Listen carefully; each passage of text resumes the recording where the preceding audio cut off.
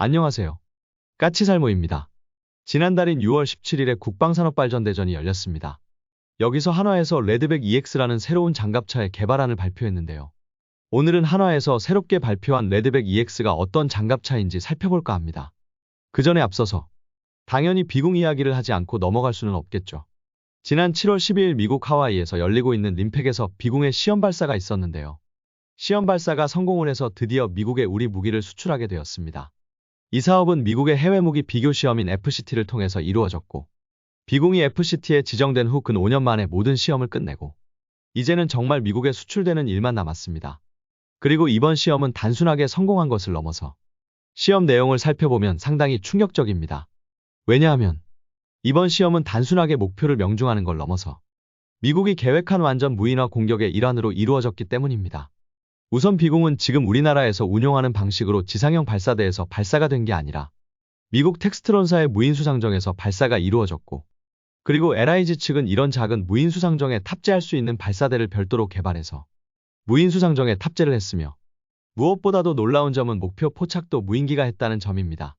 그래서 비공의 해상의 목표 공격 과정을 보면 해상의 무인 표적이 준비가 되고, 이걸 무인기가 탐지를 하고 위성통신을 통해서 무인수상정에 정보가 전달되고, 그리고 비공이 발사되어서 목표를 명중하는 과정을 거쳤다고 합니다.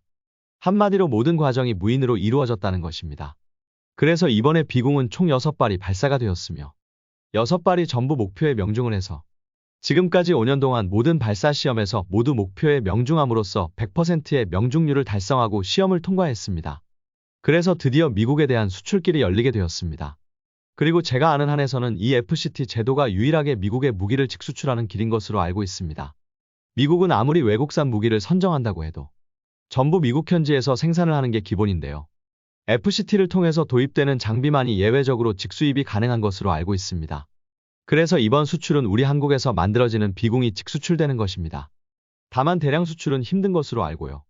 지금 미 해군과 함께 비공은 헬기에 탑재되는 가망인증이 이루어지고 있기 때문에 가망인증이 끝나면 미 해군의 MH-60R 대잠헬기에 탑재될 것이고, 그럼 그때는 아마 미국 현지에서 생산이 이루어져야 할 것이라고 봅니다.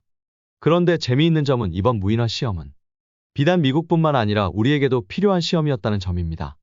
우리나라도 해검이라는 무인 수상정을 도입하려 하고 있고, 이번 시험을 통해서 우리나라도 해검에 비공을 탑재해서 목표 포착과 그리고 공격까지 모든 과정을 무인화할 수 있을 것으로 보이며, 당연히 국내 수요뿐만 아니라 해외에서도 비공과 해검을 결합한 무인화 공격 능력을 높이 평가할 수밖에 없을 것이며, LIG 측에서는 이것을 활용해서 비공뿐만 아니라 비공과 해검을 동시에 수출하는 것을 고려 중이라고 합니다. 아마 조만간 중동 국가에서 관심을 표명한다는 소식이 나오지 않을까 합니다. 그래서 이번 미국의 림팩에서 이루어진 비공의 발사 시험은 단순하게 미국에 대해서 비공을 판매하게 되었다는 것으로 끝나는 것이 아니라 모든 과정을 무인으로 했다는 것에 의미가 크고, 그리고 그로 인해서 다른 나라로부터의 또 다른 수요를 창출하는 것이기도 한 것입니다. 당연히 우리 군에 배치되는 해검에도 앞으로는 비공이 탑재될 것이고요. 이상 림팩에서의 비공의 시험 발사 성공에 대해서 이야기해봤고요. 다시 본주제로 넘어와서 오늘 이야기하기로 한 레드백 EX에 대해서 이야기해보도록 하겠습니다. 그럼 레드백 EX란 뭐냐라고 했을 때, 간단하게 말해서 레드백의 국산화율을 높인 모델입니다. 여러분도 알겠지만 우리나라의 레드백은 호주의 장갑차 도입 사업에 승리해서 2027년부터 호주에게 레드백 장갑차 129대를 납품하게 됩니다. 그런데 재미있는 점은 레드백은 호주에서 5년간 독일 라인메탈사의 링스 장갑차와 경쟁을 했고, 그래서 누가 승리할지 많은 걱정을 했는데요. 솔직히 경쟁자가 그 누구도 아닌 그 대단하다는 독일이었으니 우리가 승리할 거라고 보지도 못했고, 정말 치열한 경쟁을 한 것으로 알려졌지만 실상은 그렇지 않았다고 합니다. 실제로 우리가 호주에서 독일의 링스 장갑차와 경쟁할 때 우리 개발자분들도 처음에는 그 대단하다는 독일과 경쟁을 하는 것에 많이 걱정을 했다고 합니다. 그런데 정작 뚜껑을 열어보니 독일의 링스는 우리 레드백과 경쟁이 되지를 않았다고 합니다. 링스는 우리 개발자분들이 생각했던 독일이라는 이미지와는 완전히 상반된 모습을 보였다고 합니다. 우선 링스는 시험 과정 중에 계속 고장이 났고, 그로 인해서 견인되어 가는 모습을 많이 보였다고 하고요. 그리고 기동성은 물론 진동과 소음 면에서도 링스는 우리 레드백과 비교 대상 자체가 되지 않았다고 합니다. 그래서 오히려 우리 개발자분들은 많이 놀랐다고 합니다. 본인들이 생각하는 독일이라는 나라의 이미지와는 너무 상반된 모습을 보였기 때문에 오히려 우리 개발자분들은 놀랐고, 그래서 외부에서 걱정하던 것과 달리 우리 레드백이 승리할 것을 의심하지 않았다고 합니다. 솔직히 이 부분은 생각을 해보면 어쩌면 너무 당연한 게 아닌가 하는 생각이 듭니다.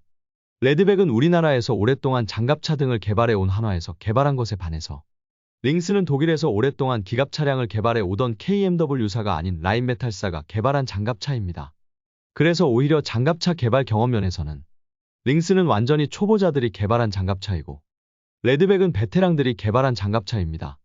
그러니 초보자들이 개발한 링스가 우리 레드백의 경쟁 상대가 될 수 없는 건 당연해 보이고 오히려 만일 링스를 라인메탈이 아닌 KMW가 개발했다면 저런 불안정한 모습을 보이지는 않았을 것 같다는 생각이 듭니다. 아무튼 그래서 호주에서 우리 레드백이 승리를 하고 그리고 그 덕에 국내에서도 우리 군대에 도입하자는 이야기가 나왔고 그래서 우리나라 군대에서 시험 운용까지 해봤습니다. 물론 레드백은 국산화율이 높지 않기 때문에 당연히 국내에서 레드백과 비슷한 장갑차를 도입한다면 국산화율을 높여야 합니다. 그런데 문제는 국내에서 운용시험 평가까지 했던 우리 군은 레드백 같은 장갑차가 필요 없다는 결론에 도달했다는 것입니다. 그리고 지금부터 하는 이야기는 제 생각이 아니라 우리 군의 입장이라는 걸 분명히 밝히고 우리 군의 생각이 무조건 옳다고 저는 보지 않는다는 점을 알아주시길 바랍니다. 그럼 우리나라 군대가 왜 레드백이 필요 없다고 판단을 했을까요? 기본적으로 우리나라 군대도 레드백 같은 중장갑을 가진 장갑차가 전혀 필요 없다고 보지는 않았습니다.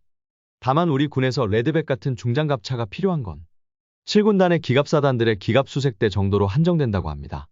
결론은 기갑수색대는 기갑사단의 최선봉에 서는 부대이고 그래서 적과 가장 먼저 조우하는 부대이기 때문에 적의 기습 공격에 노출될 가능성이 높고 그래서 중장갑차가 필요하다는 것입니다. 그러나 문제는 결론은 우리 군에서 레드백 같은 중장갑차는 이런 특수한 부대에서 소량만이 필요하기 때문에 이걸 별도로 개발해서 도입하기는 힘들다는 거죠. 그런데 아마 여러분은 말도 안 된다. 왜 기갑수색대에만 필요하냐? 우리나라의 주력 장갑차는 K200이나 K21 같은 방어력이 낮은 장갑차이고 이런 장갑차들은 북한이 무수하게 많이 가지고 있는 RPG-7조차도 방어하지 못한다. 그러니 이런 방어력이 낮은 장갑차들을 레드백으로 교체해야 하는 것 아니냐 할 수 있는데요. 그런데 문제는 우리나라는 징병제로 이루어진 대규모 병력을 가진 국가이고 이런 대규모 병력을 전부 이런 레드백 같은 방어력도 높고 그래서 비싸기도 한 장갑차에 태울 수 없다는 게 우리 군의 입장입니다. 쉽게 이야기해서 만일 병사 100명이 있다면 레드백 같은 장갑차를 도입하게 되면 그 100명의 병사 중에서 10명 정도만 장갑차에 탑승시킬 수 있다는 것입니다. 그에 반해서 K21이나 차륜형 장갑차처럼 방어력은 좀 약하지만 가격이 저렴한 장갑차를 도입하면 더 많은 장갑차를 도입할 수 있고 그럼 그 100명의 병사를 전부 장갑차에 탑승시킬 수 있다는 게 우리 군의 입장입니다. 그래서 우리 군은 레드백 같은 장갑차가 필요 없다기보다는 비싸서 살 수 없다는 것입니다. 물론 이런 우리 군의 생각이 무조건 옳다고도 그리고 무조건 틀렸다고도 이야기할 수는 없습니다. 그러나 분명한 건 이런 이유로 우리나라에는 레드백 같은 중장갑을 가지고 그래서 가격도 비싼 장갑차를 개발해서 배치할 생각이 없다는 것입니다. 그래서 국내에서는 당분간은 새로운 장갑차의 개발 계획이 없습니다. 다만 병력을 수송하는 궤도형 장갑차 한 가지가 개발될 계획이긴 합니다. 그건 다름 아닌 공병전투차입니다. 아마 제 생각에는 근시일 내에 국내에서 개발되는 보병수송 장갑차 중에서 이게 가장 방어력이 높을 텐데요. 제가 여러 번 이야기해서 여러분도 알겠지만 우리나라는 K21 장갑차를 기반으로 장애물이나 지뢰지대를 개척할 공병장갑차를 개발하고 있습니다. 그러나 전쟁에서 주력부대의 진출로를 개척하기 위해서는 공병장갑차 같은 기계도 중요하지만 전투공병이 전장 바로 앞에까지 진출해서 각종 개척 작업을 해주는 것도 중요합니다. 그래서 우리나라에서는 전투공병을 전장까지 수송하기 위해서 지금은 K200 장갑차를 사용하고 있습니다. 그러나 K200 장갑차는 방어력이 너무 낮고 그래서 전투공병들에게 충분한 방어력을 제공하지 못합니다. 그래서 개발되는 게 공병전투차인데요. 기본적으로 지금 우리가 개발하고 있는 공병장갑차는 K21 장갑차의 차대를 알루미늄 합금해서 방어력을 높이기 위해서 강철로 바꾼 차대를 사용하고 있습니다. 그리고 공병전투차도 이 차대를 공병장갑차와 공용으로 사용하는 차량입니다. 그래서 우리가 개발하고 있는 공병전투차는 이 강철로 만들어진 K21 차대를 기반으로 40mm 포탑은 올리지 않고 RCWS만을 장착한 형태의 물건입니다. 그래서 앞으로 당분간 우리나라의 군대에 배치되는 가장 강력한 방어력을 가지는 보병수송 장갑차를 이야기하자면 바로 이 공병전투차일 것입니다. 그래서 근시일 내에는 우리나라는 새로운 보병수송용 장갑차를 개발할 계획이 없습니다. 그러나 문제는 여러분도 잘 알겠지만 한화가 개발한 레드백은 너무 국산화율이 낮은 모델이라는 것입니다. 포탑은 호주의 EOS사와 이스라엘의 LB 시스템이 개발한 T2000이라는 포탑이고, 지뢰방어용 접판은 이스라엘의 플라산이라는 회사의 접판을 사용하고 있습니다. 그래서 실제로 레드백의 국산화율은 20%에 불과하다고 합니다. 그래서 실질적으로 호주의 레드백을 판매를 해도 우리 한화에게 남는 건 거의 없다고 합니다. 다만 호주라는 나라에 장갑차를 판매했다는 실적만이 남는 거죠. 그래서 한화는 오래전부터 우리 군에게 새로운 장갑차의 개발을 요청해 왔지만, 앞에서 제가 이야기한 이유로 우리 군은 그걸 거부해 버린 상태입니다. 그러나 한화는 앞으로 레드백을 수출해서 수익을 남기기 위해서는 레드백의 국산화율을 높일 필요성이 있었고, 그래서 개발하는 게 바로 레드백 EX입니다. 이 레드백 EX의 개발안은 지난달인 2024년 6월 17일에 열린 국방산업발전 대전에서 발표한 새로운 장갑차 개발안입니다. 그런데 한화는 과거 K-NIFV라는 장갑차의 개발을 발표한 적이 있죠. 그럼 이 K-NIFV와 레드백 EX는 어떻게 다르냐라고 했을 때, K-NIFV는 기본적으로 우리 정부의 자금으로 개발해서 당연히 우리나라 군대에도 채택되는 걸 목표로 하는 장갑차이고, 그래서 차대부터 포탑까지 모든 걸 다 새로 개발하는 게 목표였던 장갑차입니다. 그래서 일부 방어력은 오히려 레드백보다도 떨어졌던 장갑차죠. 그러나 지금은 우리 군대가 새로운 장갑차가 필요 없다는 게 확실해진 만큼 결론은 한화는 레드백 EX를 자체적으로 개발해야 합니다. 그래서 이미 기존의 한화가 자체적으로 개발했던 차대는 거의 그대로 사용해서 개발비를 줄이려 한다는 게 레드백 EX의 특징입니다. 그래서 당연히 핵심은 포탑과 지뢰방어용 접판을 개발하는 게 레드백 EX의 개발에 있어서 핵심입니다.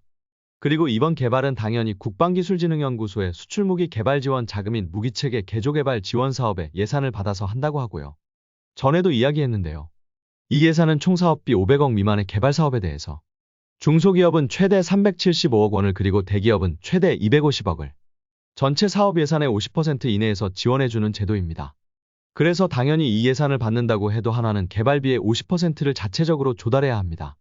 그리고 레드백 EX는 지뢰방어 능력용 접판뿐만 아니라 장갑 소재도 새로운 소재를 적용해서 오히려 기존 레드백보다도 방어력이 올라간다고 합니다.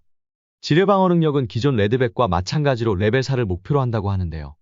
레벨 4의 지뢰방어 능력은 최대 10kg의 폭약이 터지는 걸 방어할 수 있는 수준으로, 북한의 주력 대전차 지뢰가 8kg이기 때문에 대전차 지뢰는 물론 적의 IED에 대한 방어력도 충분히 가지는 수준입니다. 그런데 문제는 차체의 방어력인데요.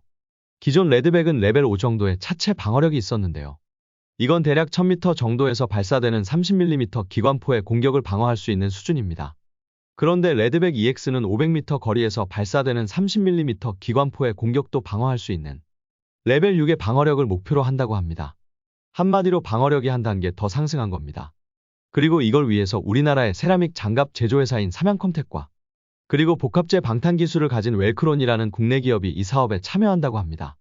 한마디로 새로운 세라믹 복합 장갑을 사용하는 건 물론 복합재 방탄 기술을 적극 활용해서 장갑차의 무게 증가 없이 방어력을 상승시킨다는 것입니다. 그리고 재미있는 점은 포탑입니다. 기본적으로 포탑은 한화에서 완전히 새로 개발한다고 하고요. 그래서 당연히 저는 지금 우리가 개발하는 차기상 육장갑차의 포탑을 그대로 쓸 줄 알았으나 그게 아닌 것으로 보입니다. 우선 이 새로운 포탑도 차기상 육장갑차와 마찬가지로 기본적으로 40mm CTA4를 사용하지만 문제는 요구하는 방어력 수준이 다르기 때문입니다. 상륙장갑차는 바다에서 해상주행을 해야 하기 때문에 무게에 제약이 많고, 그래서 포탑도 무조건 무겁게 만들 수 없는 것에 반해서 레드백 EX는 포탑도 차체와 마찬가지 수준의 방어력을 요구하기 때문에 차기상 육장갑차용 포탑에 비해서 방어력이 월등하게 높습니다.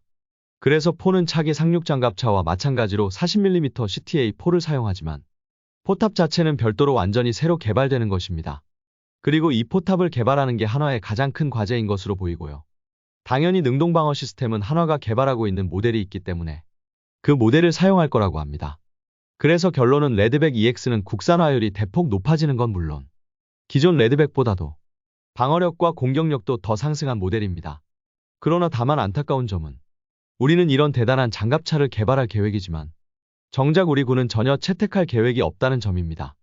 그래서 한화도 우리 군에게서 개발비를 받아서 개발하는 걸 포기하고 수출무기 개발 자금을 받아서 자체적으로 개발하겠다고 나서고 있는 것이고요. 아무튼 어찌 되었든 역시 레드백은 많은 분들이 익히 알고 있듯 외국산 장비를 짜집기한 장갑차입니다. 그래서 우리가 아무리 레드백을 판매한다고 해도 정작 우리에게 돌아오는 건 거의 없는 장갑차죠. 그러니 당연히 레드백 EX 같은 국산화율을 높인 장갑차의 개발이 필요한 것이고, 이게 개발되어서 수출이 되면 우리에게도 많은 이득이 남게 될 것입니다. 그러니 레드백 EX의 개발은 선택이 아니라 필수라고 보고요. 다만 역시 우리 군에서는 이런 장갑차의 채택 계획이 전혀 없다는 건 안타까운 일입니다. 이상 영상 봐주셔서 감사합니다.